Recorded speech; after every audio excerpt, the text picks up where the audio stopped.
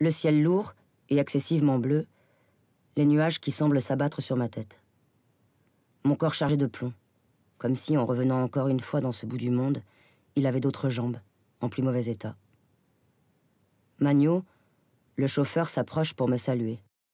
Il ouvre la portière de son pick-up noir et sourit, avec cet air de Zeppelintra des frontières, le patron des ruffians, que je n'ai plus la patience de supporter. Il me dit que je dois trouver une solution pour l'essence aujourd'hui, tant qu'il est encore à ma disposition, pour apporter des jerrycans de l'autre côté de la frontière jusqu'à la barge, amarrée au quai. Je sais que là-bas, le carburant est moins taxé, mais il peut aussi être plus sale.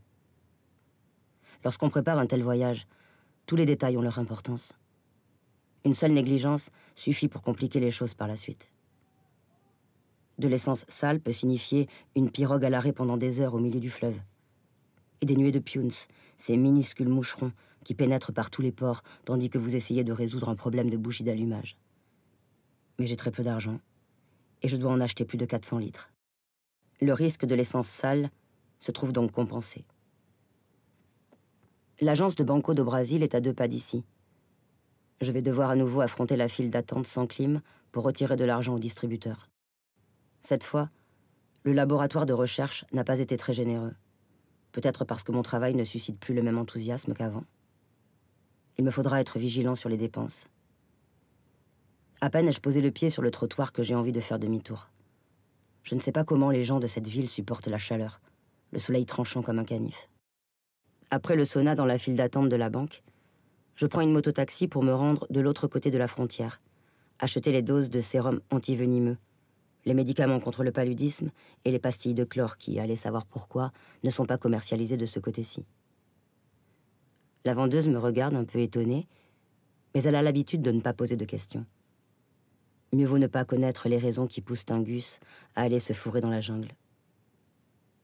En sortant, je passe devant des Indiens qui vendent des larves de bois pourri grillées à la braise, le barbecue local que je considère, à ce stade de ma vie, comme un mets de choix. 200 mètres plus bas, je trouve une moustiquaire de qualité dans un bazar où l'on vend sans distinction des bouées Mickey et des lanternes. 3 bassines en aluminium, des timbales en plastique, des assiettes, des verres, un couteau correct mais pas assez pour être convoité, un réveil, un petit miroir, des lames de rasoir, du savon de coco, des serpillères, des seaux en plastique. Le fourbi habituel, le tas de bordel indispensable qui ne m'aide pas vraiment à me sentir bien préparé, en dépit de toute l'expérience accumulée.